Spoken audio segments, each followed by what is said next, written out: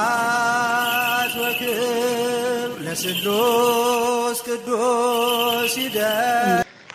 እሺ በስመ አብ ወወልድ ወመንፈስ ቅዱስ አሐዱ አምላክ አሜን። በክርስቶስ ክርስቲያን የተሰኛችሁ የክርስቶስ ቤተሰቦች ወንድሞችና እህቶች በልዑል እግዚአብሔር ስም እንደምን ዋላችሁ? እንደምን አመሻችሁ?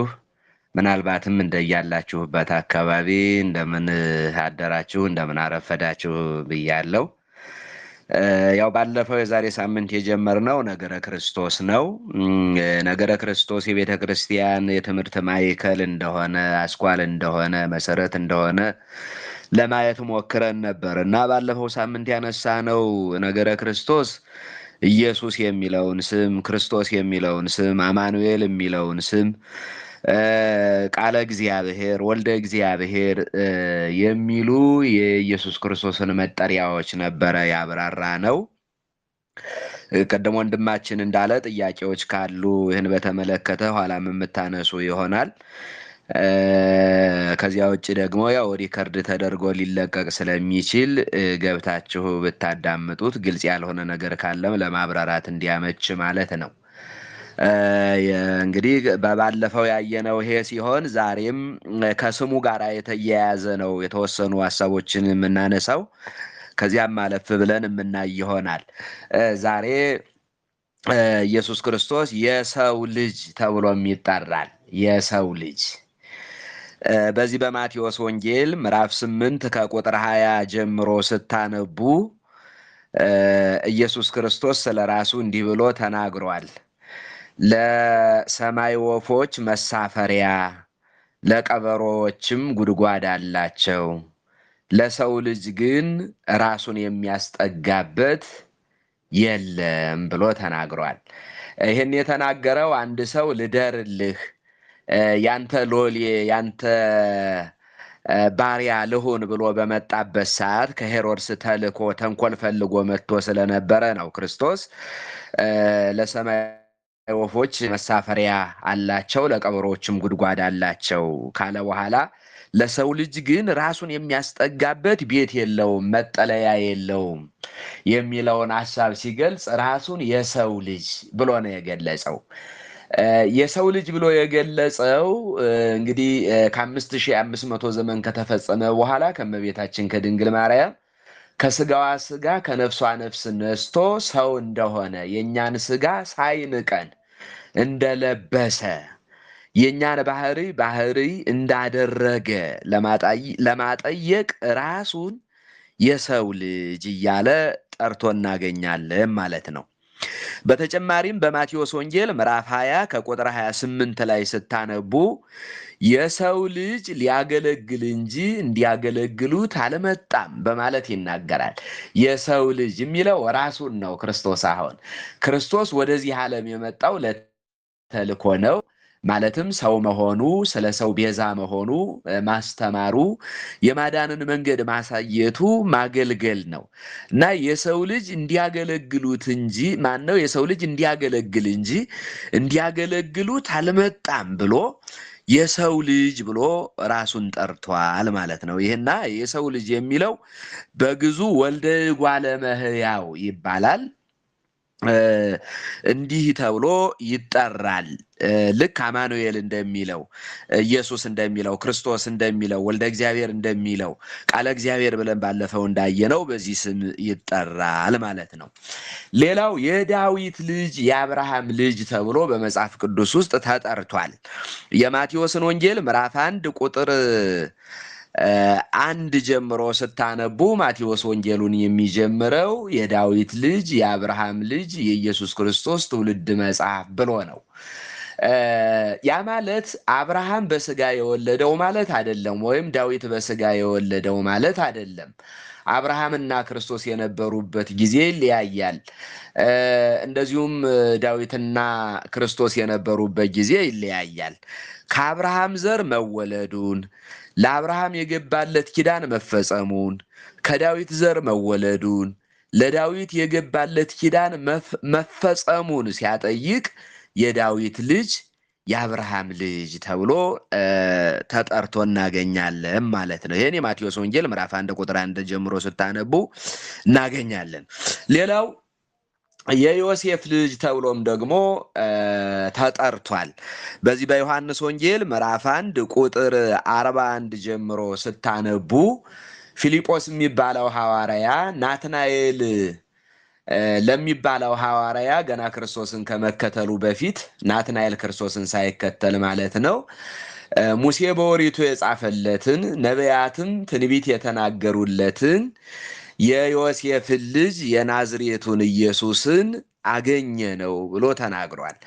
የዮሴፍ ልጅ የተባለው በዮሴፍ ቤት ስላደገ ዮሴፍ አሳዳጊው ስለሆነ እንጂ ዮሴፍ በስጋ ስለወለደው አይደለም።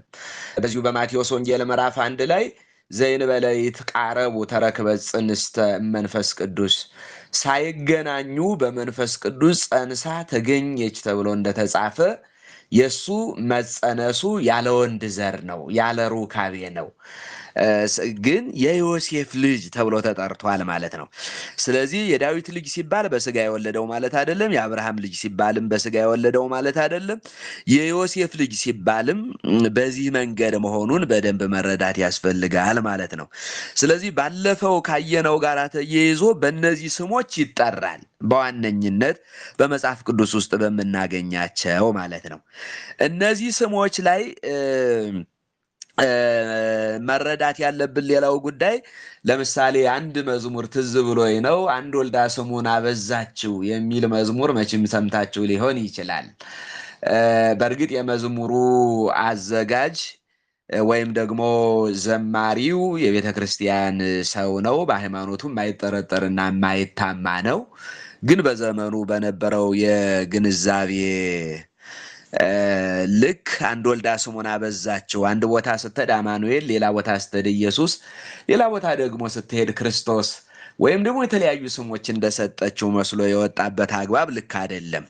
አንድ ወልዳ ስሙን አወጣችው፣ አንድ ወልዳ ስሙን አበዛችው የሚለው ንግግርም ካስተምሮ አንጻር ልክ አይደለም። ኑፋቄ ባይሆንም አስተምሮው ግን ልክ አይደለም። ስለዚህ የክርስቶስ ስሞቹ የክርስቶስን ስራዎች የሚገልጹ ናቸው። የክርስቶስን ስራዎቹን የሚገልጹ ናቸው። የክርስቶስ ስም ከስም ሁሉ በላይ የሆነ ስም ነው። ቅዱስ ጳውሎስም እንደነገረን ምላስ ሁሉ የሚገዛለት፣ ጉልበት ሁሉ የሚንበረከክለት ከስም በላይ የሆነ ስም ተብሎ ነው የተገለጸው ስሙ። ስለዚህ ስሙ ሕይወት ነው። ስሙ መድኃኒት ነው። ስሙ ፈውስ ነው።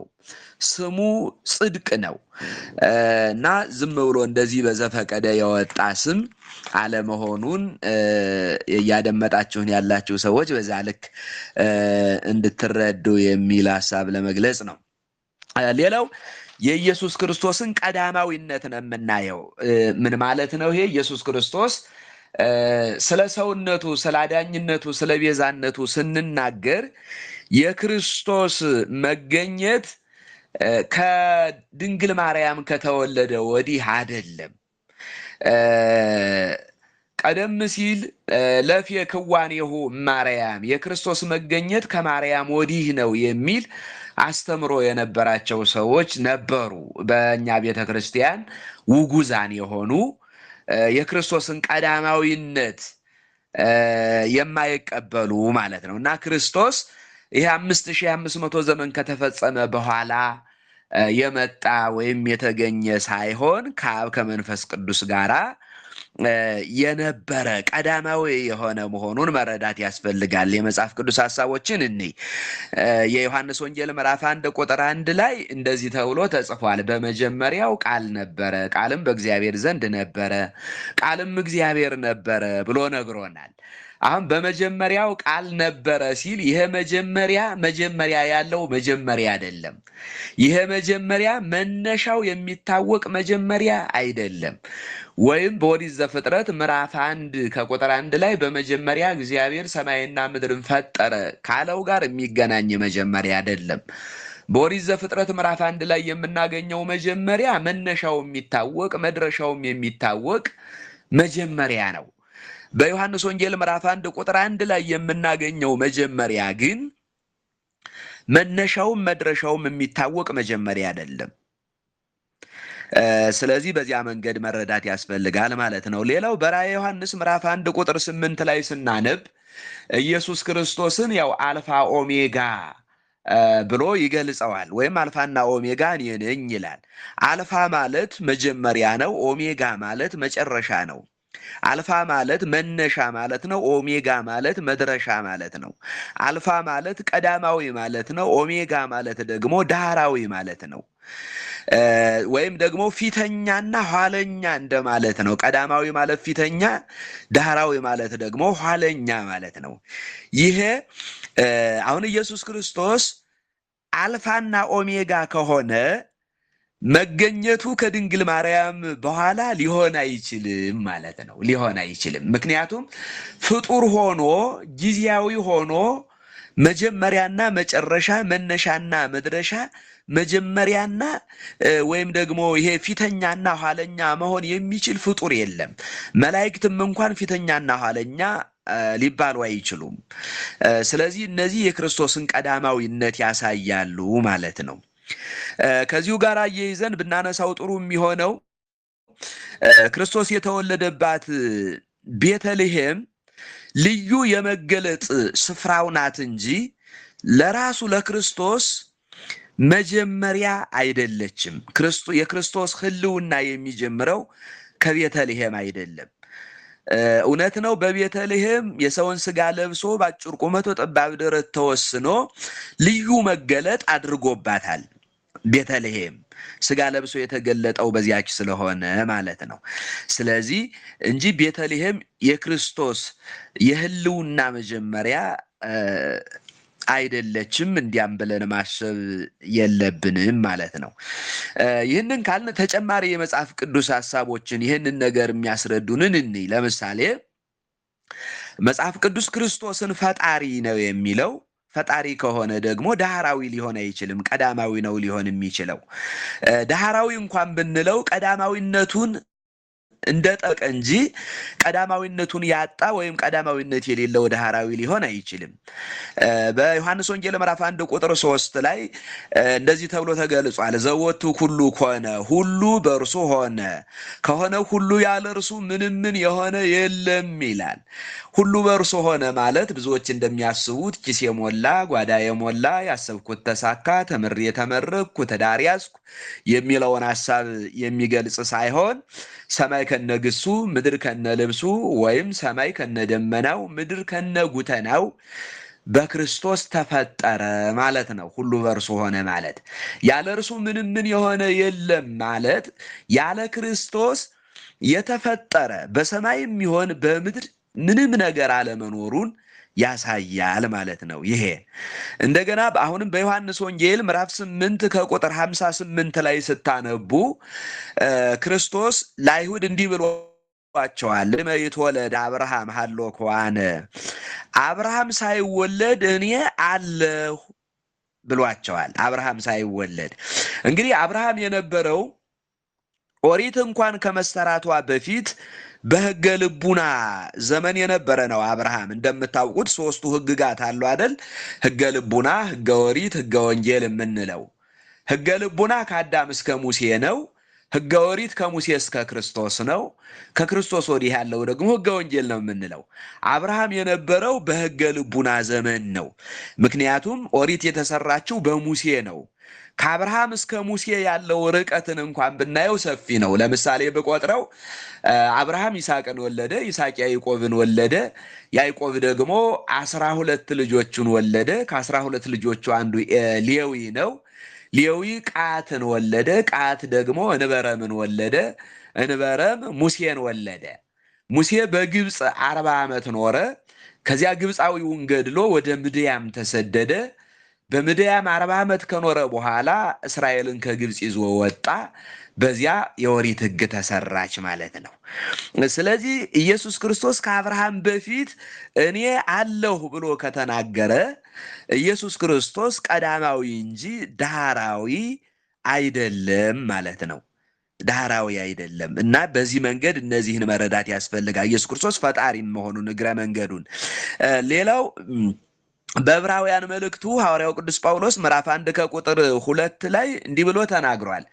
እግዚአብሔር ከጥንት ጀምሮ ለአባቶቻችን በብዙ ጎዳና ተናገረ፣ ዛሬ ግን ሁሉን ወራሽ ባደረገው ዓለማትን በፈጠረበት በአንድ ልጁ ተናገረን ብሎ የኢየሱስ ክርስቶስን ፈጣሪነት ነግሮናል። ፈጣሪ ከሆነ ኢየሱስ ክርስቶስ ኋለኛ ሊሆን አይችልም፣ ወይም ደግሞ መገኘቱ ከማርያም በኋላ ሊሆን አይችልም ማለት ነው። ሌላው ኢየሱስ ክርስቶስ እግዚአብሔር ነው። በእርግጥ ፈጣሪ ከሆነ እግዚአብሔር መሆኑ የተገለጠ የታወቀ የተረጋገጠ ነው። ሆኖም ግን በየዘርፉ ከነ መጽሐፍ ቅዱስ ማስረጃዎቹ ለማየት ኢየሱስ ክርስቶስ እግዚአብሔር ነው። ኢየሱስ ክርስቶስ ይህም ቅድም የጠቀስኩት በዮሐንስ ወንጌል ምዕራፍ 1 ቁጥር 1 ላይ በመጀመሪያው ቃል ነበረ፣ ቃልም በእግዚአብሔር ዘንድ ነበረ ብሎ ቃልም እግዚአብሔር ነበር ብሎ ነው የገለጸልን። ነበር የሚለው ግን ቀረ ማለት አለመሆኑን በደንብ መረዳት ያስፈልጋል ማለት ነው። ሌላው ተጨማሪ ማሳያ በሐዋርያት ሥራ ምዕራፍ 20 ከቁጥር 28 ጀምሮ ስታነቡ እንዲህ ተብሎ ተጽፏል። በገዛ ደሙ የዋጃትን የእግዚአብሔርን ቤተ ክርስቲያን ትጠብቁ ዘንድ እናንተን ጳጳሳት አድርጎ ለሾመባት ለመንጋውና ለራሳችሁ ተጠንቀቁ ይላል። አሁን የእግዚአብሔርን ቤተ ክርስቲያን የሚለውን ያዙ። እዚህ ላይ የእግዚአብሔር ቤተ ክርስቲያን ሲል እግዚአብሔር ወልድን ነው ኢየሱስ ክርስቶስ የምንለውን እንጂ እግዚአብሔር አብን አይደለም፣ እግዚአብሔር መንፈስ ቅዱስን አይደለም። በእርግጥ አብ እግዚአብሔር ይባላል፣ መንፈስ ቅዱስም እግዚአብሔር ይባላል። እግዚአብሔር ስንል ሶስቱንም ነው። አንሰ ሶበቤ እግዚአብሔር እብል በእንተ አብ ወወልድ ወመንፈስ ቅዱስ፣ እኔ እግዚአብሔር በምልበት ጊዜ ስለ አብ ስለ ወልድ ስለ መንፈስ ቅዱስ እናገራለሁ ተብሎ ስለተጻፈ በዚህ በሐዋርያት ሥራ ምዕራፍ 20 ቁጥር 28 ላይ ያለው ግን እግዚአብሔር ወልድ ኢየሱስ ክርስቶስን ብቻ የሚመለከት ነው። ለምን ቢሉ ደም ያለው እግዚአብሔር ወልድ ኢየሱስ ክርስቶስ ብቻ ስለሆነ፣ አብ ሰው ስላልሆነ ስጋ ስላለበሰ፣ መንፈስ ቅዱስም ሰው ስላልሆነ ስጋ ስላለበሰ፣ ከኛ ጋር በስጋና በደም ስላልተካፈለ ደም ያለው እግዚአብሔር አይደለም እግዚአብሔር አብ። እግዚአብሔር መንፈስ ቅዱስም እንዲሁ ደም ያለው እግዚአብሔር ኢየሱስ ክርስቶስ ነው። ስለዚህ እሱ በዚያ መንገድ ተጠርቷል። እንደገና በዚህ በዳዊት መዝሙር 47 ከቁጥር 5 ጀምሮ በነገራችን ላይ የምጠቅሰው የመጽሐፍ ቅዱስ ምዕራፍና ቁጥር በ66ቱ መጽሐፍ ቅዱስ ነው። ለጊዜው እጄ ላይ ያለው እሱ ስለሆነ ማለት ነው። በዚያ እንድታወት ምናልባት በዚህ በ2000 በታተመው በእኛ መጽሐፍ ቅዱስ ስታዩ ቁጥሩን እና ምዕራፉን ስታጡት ግራ እንዳትጋቡ ብዬ ነው። ምን ይላል? በዚህ በዳዊት መዝሙር 47 ቁጥር 5 ላይ አርገ እግዚአብሔር በይባቤ ወእግዚእነ በቃለ ቀርን ነው የሚለው። ማለትም ጌታ እግዚአብሔር በነጋሪት ድምፅ በእልልታ አረገ ይላል። አሁን እርገትን የምንናገረው ለእግዚአብሔር አብ አይደለም፣ ለእግዚአብሔር መንፈስ ቅዱስም አይደለም፣ ለእግዚአብሔር ወልድ ነው እርገትን የምንናገረው ማለት ነው። ስለዚህ በዚህ መንገድ እግዚአብሔር መሆኑን በደንብ መረዳት ያስፈልጋል። ሌላው በእኛ ቤተ ክርስቲያን ወደ 21 የሚጠጉ ቅዳሴያት አሉ፣ የቅዳሴ መጽሐፎች ማለት ነው። አገልግሎት ላይ ያሉት ደግሞ 14 ናቸው። ከ14ቱ ቅዳሴያት አንዱ የቅዱስ ዲዮስቆሮስ ቅዳሴ ወይም ሊቁ ቅዱስ ዲዮስቆሮስ ኢየሱስ ክርስቶስን እግዚአብሔር ብሎ እንደጠራው እናያለን። እንዲህ ይላል ቃሉ በፈቃደ አቡሁ ወረደ ሀበ ማርያም ታንገደ በድንግልናሃ ንጹሕ እግዚአብሔር ተወልደ ይላል። ምን ማለት ነው? በአባቱ ፈቃድ ወረደ፣ በማርያም ዘንድ እንግዳ ሆነ፣ ንጹሕ በሆነ ድንግልናዋ እግዚአብሔር ተወለደ ማለት ነው። አሁን የተወለደው አብ አይደለም፣ የተወለደው መንፈስ ቅዱስ አይደለም፣ የተወለደው እግዚአብሔር ኢየሱስ ክርስቶስ ስለሆነ ኢየሱስ ክርስቶስ እግዚአብሔር መሆኑን መረዳት ያስፈልጋል ማለት ነው። ሌላው ኢየሱስ ክርስቶስ አምላክ ተብሎ በመጽሐፍ ቅዱስ ውስጥ ተገልጿል። አምላክም ነው። በተለይ በዚህ በትንቢተ ኢሳይያስ ምዕራፍ 9 ቁጥር 6 ጀምሮ ስናነብ እንዲህ ይላል፣ ሕፃን ተወልዶልናል፣ ወንድ ልጅም ተሰጥቶናል፣ አለቅነትም በጫንቃው ላይ ይሆናል፣ ስሙም ድንቅ መካር፣ ኃያል አምላክ፣ የማለቃ የዘላለም አባት ተብሎ ይጠራል ተብሎ በመጽሐፉ ኢየሱስ ክርስቶስ አምላክ ነው። አምላክነቱ እንደ ቅዱሳን ዘበጸጋ ወይም የጸጋ አምላክ ሳይሆን የባህርይ አምላክ ነው። የባህርይ አምላክ ነው። ዓለማትን ካለመኖር ወደ መኖር አምጥቶ የፈጠረ የባህርይ አምላክ ነው ማለት ነው። እነዚህን እሳቤዎች ከተረዳን ኢየሱስ ክርስቶስ ቀዳማዊ መሆኑን በደንብ መረዳት እንችላለን ማለት ነው። በደንብ መረዳት እንችላለን። አሁን እንዲህ ቀዳማዊ የነበረው ያ እግዚአብሔር ወልድ ኢየሱስ ክርስቶስ አማኑኤል ቃለ እግዚአብሔር ወልደ እግዚአብሔር የሰው ልጅ የዳዊት ልጅ የአብርሃም ልጅ የዮሴፍ ልጅ የማርያም ልጅ የሚሉ ስሞችን ያገኘው ግን ሰው ሲሆን ስጋ ሲለብስ ነው። ሰው ሲሆን ስጋ ሲለብስ ነው። ስለዚህ እነዚህ ሰው ሲሆን ስጋ ሲለብስ የወጡለት ወይም ደግሞ የተገኙ ስሞች ናቸው። ባለፈውም አንስቼዋለሁ። ስሞቹ ቀዳማዊነቱንም ዳህራዊነቱንም ስጋነቱንም አምላክነቱንም አንድ ላይ የሚገልጹ ስሞች ናቸው እንጂ ስጋነቱን ብቻ አይገልጹም፣ መለኮትነቱን ብቻም አይገልጹም። እየብቻ የሚገልጹ ስሞች እንዳልሆኑ በዚያው እንረዳለን ማለት ነው። ይህንን ካልኩ እንግዲህ ያ 5500 ዘመን ሲፈጸም ሰው ሆኗል፣ ስጋ ለብሷል፣ በአጭር ቁመት ጠባብ ደረት ተወስኗል። ይህንን በደንብ እናየዋለን። ምክንያቱም ዋናው ትልቁ ትምህርት ይሄ ነው። ይህንን ለመረዳት ግን እንዲያው ለምን ሰው ሆነ የሚል ጥያቄ እናንሳና ሰው የሆነባቸውን ስጋ የለበሰባቸውን ከኛ ጋር በስጋና በደም የተካፈለባቸውን ምክንያቶች በዝርዝር ለማየት እንሞክር። ለምን ሰው ሆነ? ማንኛውም ሰው ይህንን መጠየቅ አለበት። ይህን ጠይቆ ደግሞ ሰው የሆነበትን ምክንያት በሚገባ መረዳት አለበት። እንደዛ ሲሆን ክርስትና በውል ይረዳናል፣ በውል ይገባናል ማለት ነው። ስለዚህ ለምን ሰው ሆነ? ሰው ሆነ ካል ያው ሰው መሆኑን ባለፈው አንስተናል። በተለይ በዚህ በዮሐንስ ወንጌል ምዕራፍ 1 ቁጥር 14 ላይ ቃል ስጋ ሆነ ጸጋና ጽድቅንም ተሞልቶ በእኛ አደረ ብሎ ሰው መሆኑን ነግሮናል። ሰው ስለሆነ ነው ቅድምም ባነሳናቸው ስሞች ስንነጋገር የቆየ ነው። ሰው ባይሆን እነዚያ ሁሉ ስሞች እነዚያ ሁሉ ንግግሮች አይኖሩም ነበር። ስለዚህ ለምን ሰው ሆነ ካል አንደኛ ሰው የሆነበትን ምክንያት ላብራራ። አንደኛ ያደፈውን የሰው ባህሪ ለማንጻት ነው ሰው የሆነው። ያደፈውን የሰው ባህሪ ሰው ሲፈጠር ባህሪው ንጹህ ነው። እግዚአብሔር ንጹህ ባህሪ ጻድቀ ባህሪ ስለሆነ ማንኛውንም ፍጥረት ሲፈጥር ንጹህ አድርጎ ነው የፈጠረው። ነገር ግን ደግሞ ለእያንዳንዱ ፍጥረት ግዛን ወይም ነፃነት ተሰጥቶት ስለተፈጠረ ንጽህናውን ይዞ የቀጠላለ፣ ንጽህናውን ደግሞ በፈቃዱ አጥቶ ራሱን ለርኩሰት ደግሞ የዳረገ አለ።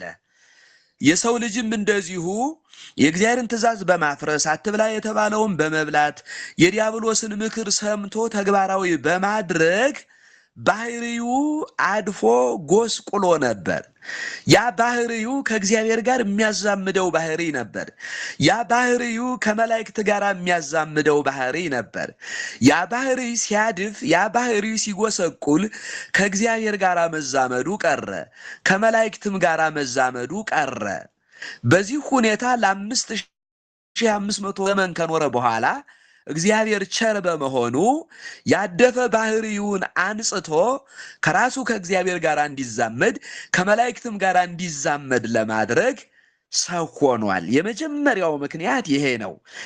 ምክንያቱም የሰው ባህሪ ማደፉ መጎስቆሉ እንዲያው በዚህ በኦሪት ዘፍጥረት ምዕራፍ 3 ላይ ያለውን ብቻ ብናነብ በቂ ነው። ለምሳሌ አንተ አፈር ነህና ወደ አፈር ትመለሳለህ የሚለው የሰው ልጅ ባህሪ መጎስቆሉን ያሳያል። ቀጥሎ ደግሞ ካንተ የተነሳ ምድር እሾህና አሜከላ ታብቅል ወይም እሾህና አሜከላ ይብቀልብህ ብሎታል። እሾህና አሜከላ ማለት በቁሙ እሾህና አሜከላ ማለት ሳይሆን ክፉ ምኞቶች፣ የኃጢአት አይነቶች ይሰልጥኑብህ ማለት ነው። ይሄ ከባህሪ መጎስቆል ወይም ከባህሪ ማደፍ ንጽህናን፣ ቅድስናን፣ ክብርን ከማጣት የሚመነጩ ናቸው። እነዚህን ከሰው ልጅ ባህሪ ላይ ለማስወገድ ለማንጻት ነው የመጀመሪያው ሰው የሆነበት ዓላማ ይሄ ነው የመጀመሪያው። ሁለተኛው ሰው የሆነበት ሁለተኛው ምክንያት የሰውን የህሊና መሻት ለመፈጸም ነው። የሰውን የህሊና መሻት፣ ህሊና ማለት ሐሳብ ነው። እንግዲህ አዳምን ቅድም የባህሪ መጎስቆል ብዬ ላነሳሁት ጉዳይ የዳረገው አምላክ ለመሆን መሻቱ ነው። አምላክ ለመሆን መፈለጉ ነው። አምላክ መሆንን ባይፈልግ አምላክ መሆንን ባይሻ ኖሮ በለስን አይበላም ነበር፣ ባህሪውም አይጎሰቆልም ነበር። አምላክ ለመሆን ፈልጎ ነው ያንን የበላው። ሆኖም በዚያ 5500 ዘመን ቢቀጣበትም የአዳም መሻት ግን በክርስቶስ ሰው መሆን ተፈጽሟል። ምክንያቱም ያ የእግዚአብሔር ልጅ ሰው ሲሆን የሰው ስጋ ደግሞ በተዋህዶ አምላክ ሆኗል። ያ ከመቤታችን ተነስቶ አምላክ የሆነው የአዳም ስጋ ነው። የአዳም ስጋ ነው በመቤታችን በኩል ማለት ነው። የአዳም ስጋ ነው። ያ የአዳም ስጋ አምላክነትን ሽቶ ነበር። አሁን አምላክነትን አገኘ። አንድ የቤተ ክርስቲያን አባት እርሱ አምላክነትን ሰጠን፣ እኛ ደግሞ ሰውነትን ሰጠነው ብሏል። እግዚአብሔር እንግዲህ ሰው ከመሆኑ በፊት ስጋ አልነበረውም፣ ሰው አልነበረም። እግዚአብሔር ነው የነበረው። ሰው ሲሆን ከኛ ሰውነትን ወስዷል። አምላክ ሲሆን ማለት ሰው ሲሆን ከኛ ሰውነቱን ወስዷል።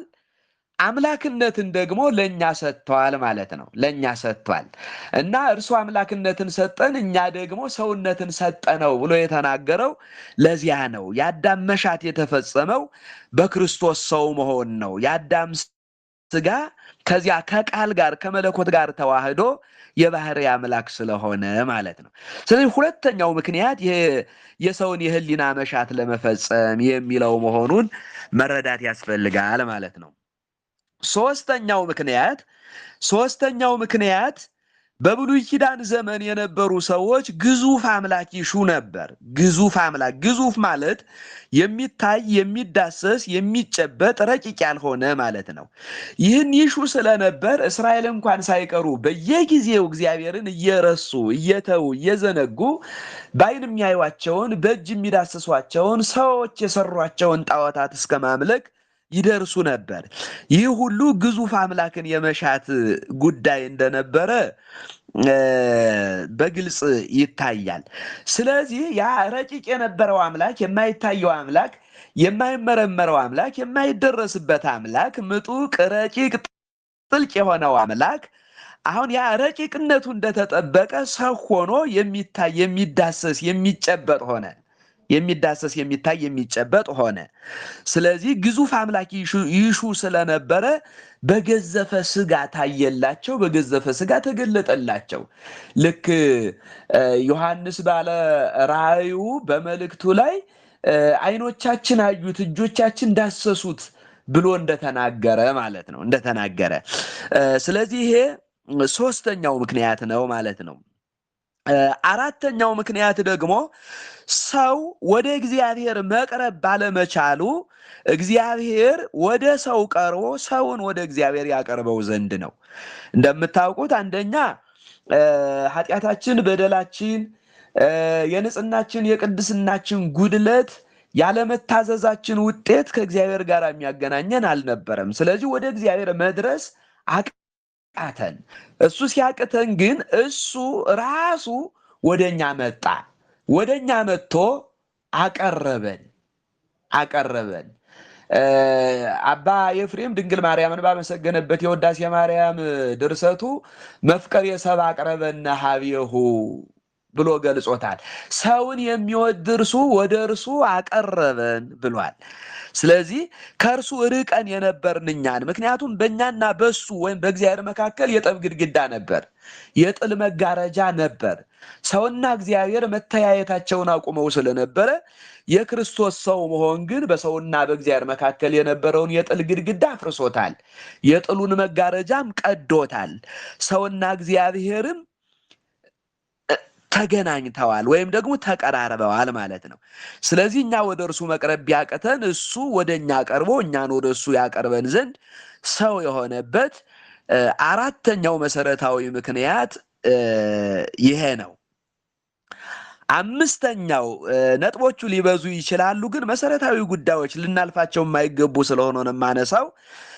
አምስተኛው መሰረታዊ ምክንያት የዲያብሎስን ስራ ያፈርስ ዘንድ ነው። በዮሐንስ መልእክት ላይ ዮሐንስ እንዲህ ብሎ ነግሮናል። የዲያብሎስን ስራ ያፈርስ ዘንድ የእግዚአብሔር ልጅ በስጋ ተገለጠ ብሎ ነገረን። የዲያብሎስን ስራ ያፈርስ ዘንድ የዲያብሎስን ስራ ያፈረሰው ደግሞ ዲያብሎስ በመጣበት ጥበብ መጥቶ ነው። ዲያብሎስ አዳምን ያሳተው በእባብ ስጋ ተሰውሮ ሄዶ ነበረ።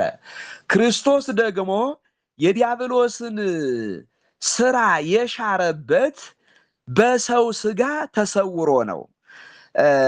አባቶቻችን እንዲህ ብለዋል። በከመ ተሃባ ሰይጣን ውስተ ስጋ ከይሲ በጉህሉት ከማሁ ኮነ ድኅነትነ በተሰውሮ ቃለ እግዚአብሔር በዘመድነ። ማለትም ዲያብሎስ በእባብ ስጋ ተሰውሮ አዳምን እንዳሳተ ኢየሱስ ክርስቶስ ደግሞ በባህርያችን ስጋ ተሰውሮ መዳናችንን ፈጸመ በማለት ገልጦታል። ከዚህም የተነሳ እንዲህ የሚል ትምህርት ይነገራል በእኛ ቤተ ክርስቲያን። ዓለምን ከፈጠረበት ጥበቡ ዓለምን ያዳነበት ጥበቡ ይበልጣል ተብሎ ይነገራል። ይሄ ንግግር በጣም ድንቅ ንግግር ነው። በፕሮቴስታንት ሳይቀር በካቶሊክ ሳይቀር ኦርቶዶክስ ቤተክርስቲያን ኢየሱስ ክርስቶስን እንዴት እንደምትገልጸው በሌላ ቤተ እምነቶች ሳይቀር በአድናቆት የሚገለጽ ንግግር ነው። ይሄ ዓለምን ከፈጠረበት ጥበቡ ዓለምን ያዳነበት ጥበቡ ይበልጣል ማለት ዓለምን ሲፈጥር መከራ አልተቀበለም። ቃል ብቻ መናገር ማሰብ ብቻ ነው። ዓለምን ሲያድን ግን ሰው ሆኗል፣ ተርቧል፣ ተጠምቷል፣ ደክሟል፣ ተገርፏል፣ ደምቷል፣ ቆስሏል፣ ሞቷል። ይህንን ሁሉ ሆኖ እንደገና ዲያብሎስ ሁሉ ለጊዜው እንዳያውቅ አድርጎ ከዲያብሎስ የመጣበትን ሂደት ሰውሮ ዓለምን አድኗል እና የዲያብሎስን ስራ ያፈርስ ዘንድ ነው አምስተኛው መሰረታዊ ምክንያት ማለት ነው። ስድስተኛው መሰረታዊ ምክንያት የተቆጠረውን ሱባኤ የተነገረውን ትንቢት ለመፈጸም ነው። ያ ማለት የእግዚአብሔር ልጅ ወይም እግዚአብሔር ወልድ 5500 ዘመን ሲፈጸም ከድንግል ማርያም ከስጋዋ ስጋ ከነፍሷ ነፍስ ነስቶ ሰው እንደሚሆን ወይም እንደሚወለድ ሱባኤ ተቆጥሯል። ምናልባት እዚህ ለምትሰሙ ሰዎች በአብነት ትምህርት ቤት ያላለፋችሁ እንዲያው ትንሽ ጠጠር እንዳይልባችሁ እንጂ ኤርምያስ የሚባለው በዕለት ቆጥሮታል። በዕለት ሱባኤ ዕለት ዘኤርምያስ የምንለው አለ።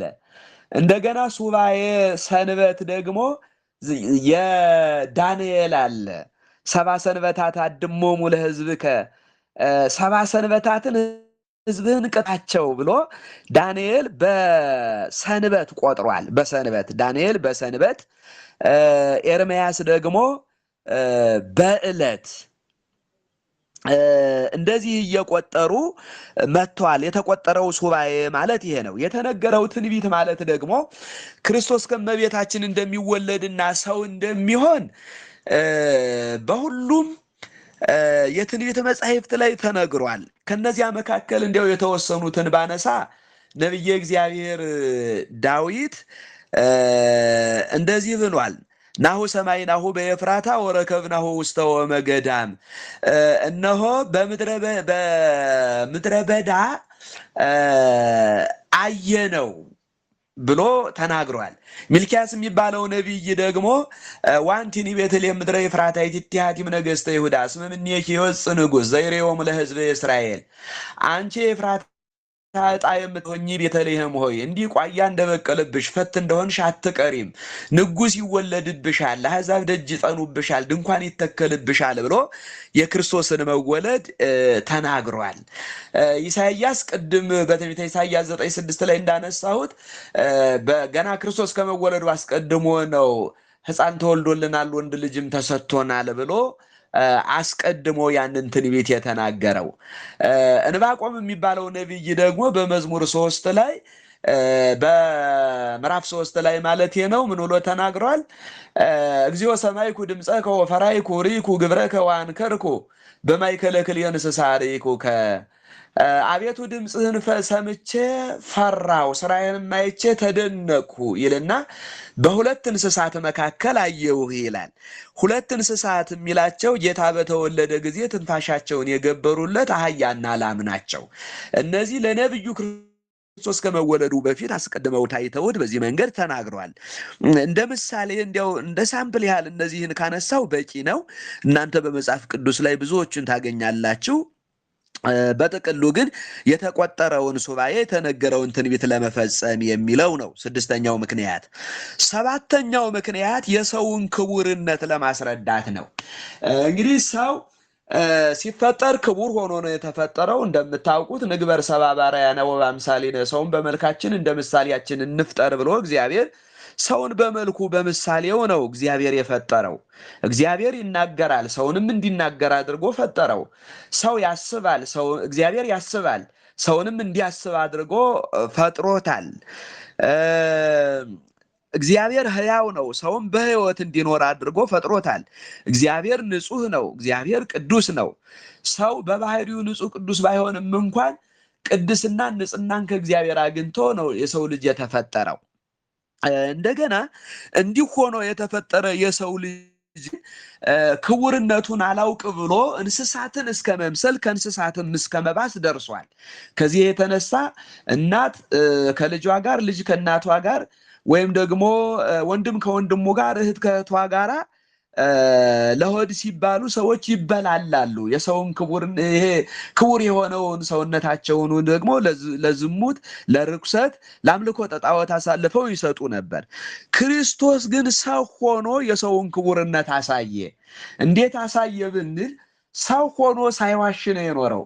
ሰው ሆኖ ሳይሰርቅ፣ ሰው ሆኖ ቀናተኛ ምቀኛ ሳይሆን፣ ሰው ሆኖ አድመኛ ሳይሆን፣ ሰው ሆኖ ሰዎችን ሳያማ፣ ሰው ሆኖ በሰዎች ላይ ክፉን ሳያደርግ፣ ሰው ሆኖ ሳይበድል ኃጢአት ሳያደርግ ኖሮ የሰውን ክቡርነት አሳይቷል ክርስቶስ።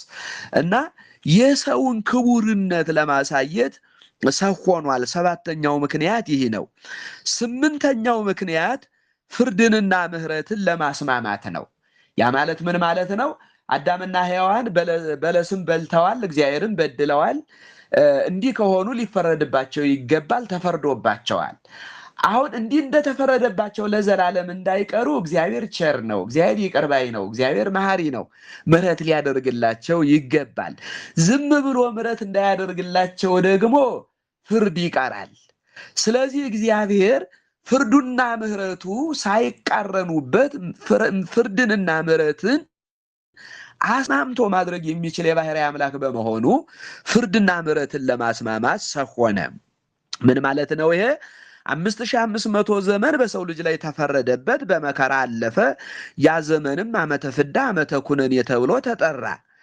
እንደገና የሰው ልጅ ያንን ዕዳ መክፈል ስለማይችል ያንን ዕዳ ራሱ ክርስቶስ ሰው ሆኖ ተቀብሎ ፍርዱን ራሱ ላይ ያደረገ፣ ራሱ ክርስቶስ ላይ ያደረገና ፍርዱን ፈጸመ።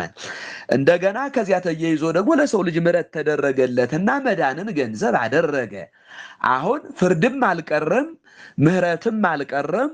ሁለቱን አስማምቶ ፈጽሞ የሰውን ልጅ አዳነ እና ፍርድንና ምሕረትን ለማስማማት የሚለው ስምንተኛው ምክንያት ነው። ዘጠነኛውና የመጨረሻው ምክንያት ደግሞ ቤዛ ሆኖ ዓለምን ለማዳን ነው።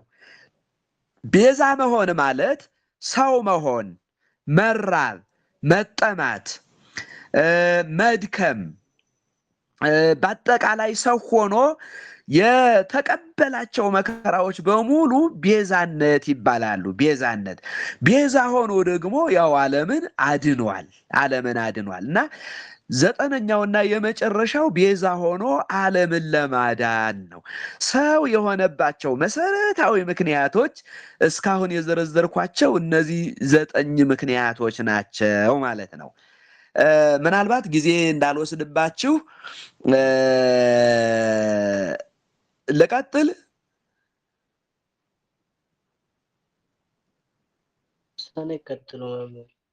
ልቀጥል ይብቃን፣ እንዲያው እንዳይበዛባቸው ብዬ ነው። እኔ መቀጠል እችላለሁ። አሁን ከሩብ ነው፣ ምናልባት 5 ደቂቃ እሺ 5 ደቂቃ ከሆነ ቀጥለን የምናየው ለምን ለ5500 ዘመን ያህል አራቀው ዘመነ ስጋዌን ማለት ነው ሰው የሆነበትን ለምሳሌ እንዲያው በ5 ዓመትም በ10 ዓመትም እንዲያው 1000 ዓመትም ቆይቶ ሰው መሆን ይችል ነበር። እስከ 5500 ዘመን ድረስ ይህን ያህል ለምን አራቀው ሰው የሆነበትን ጊዜ የሚለውን እንይ። ምክንያቱም ይሄ መሰረታዊ የሆነ ነገረ ክርስቶስ ስለሆነ ነው። ጥያቄው ይህ ከሆነ የመጀመሪያው ምክንያት ፍርዱ እንዲታወቅ ነው። ፍርዱ እንዲታወቅ ማለት በዛ በ5500 ዘመን የመከራ ዘመን ስለነበረ የእግዚአብሔር ፈራጅነት ታውቋል፣ ተገልጧል። ይህ ሁሉ የደረሰብን አባታችን አዳምና እናታችን ሔዋን በለስን ስለበሉ ነው። የእግዚአብሔርን ትእዛዝ ስለተላለፉ ነው። የዲያብሎስን ምክር ስለሰሙ ነው የሚለው በሰው ሁሉ ዘንድ እንዲታወቅ እግዚአብሔር ፈራጅ እንደሆነ ዓለም እንዲረዳ ነው። እግዚአብሔር ፈራጅ መሆኑን ካልተረዳ ደግሞ ሊያጠፋ፣ ደግሞ ሊበድል ይችላል፣ ደግሞ ሊተላለፍ ይችላል።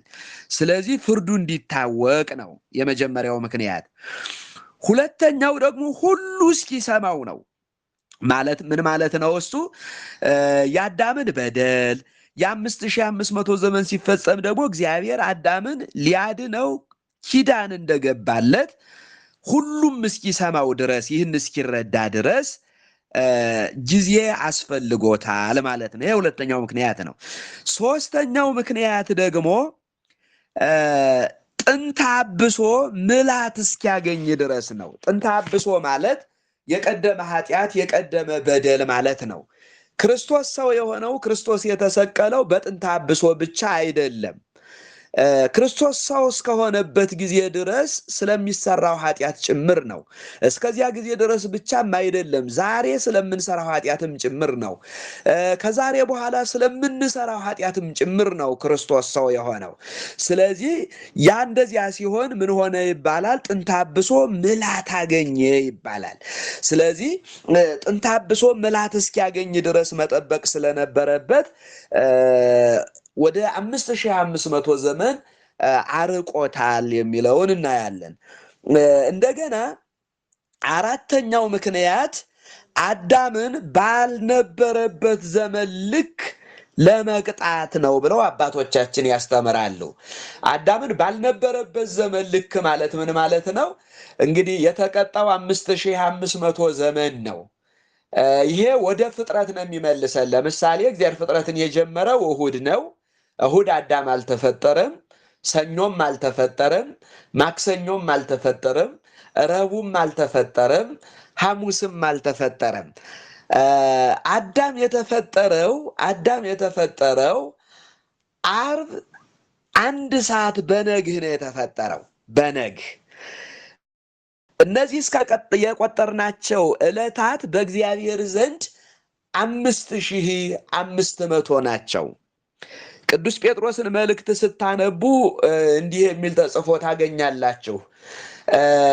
1000 ዓመት እንደ 1 ቀን፣ 1 ቀንም እንደ 1000 ዓመት እንደሆነ ይህን አንድ ነገር አትርሱ ይላል። በእግዚአብሔር ዘንድ ብሎ ነው የሚጀምረው።